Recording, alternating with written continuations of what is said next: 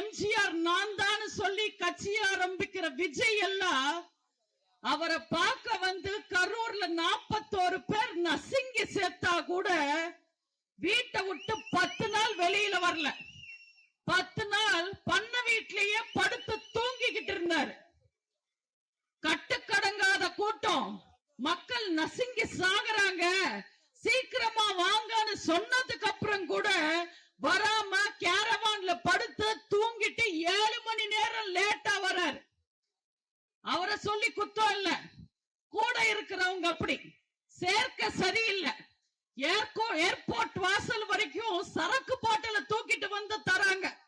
அவங்களோட சேர்க்கை எப்படி இருக்குன்னு பாருங்க. அவங்க எல்லாம் உருப்பிடுவாங்களா? இவங்களுக்கு அரசியல்ல இன்னும் ஏபிசிடி கூட கத்துக்கல. இவங்க அரசியல் பண்றதுக்காக வந்திருக்காங்க. இவங்களை தூக்கி பக்கத்துல போட்டா இன்னொருத்தர் இருக்காரு, இன்னொரு பொடி பையன். அடுத்த முதல்வர் நான் தான் சொல்லி சுத்திக்கிட்டு இருக்காரு, இன்றைய துணை முதல்வர். மக்கள் பிரச்சனைய பேச சொன்னா பட்டப்பகல்ல சட்டசபையில போய் தூங்கிக்கிட்டு இருக்காரு. தமிழ்நாட்டுல சட்டம் ஒழுங்கு சரியில்லாம மக்கள் துக்கப்பட்டுகிட்டு இருக்கும் போது இவங்க எல்லாம் தூங்கிக்கிட்டு இருக்காங்க, தூக்க கலக்கத்துல இருக்காங்க. இவங்க எல்லாம் ஜெயிச்சு சென்ட் ஜார்ஜ் கோட்டைக்கு போனா கொள்கை சத்தம் கேட்காது, கொரட்ட சத்தம் மட்டும்தான் கேட்கும்.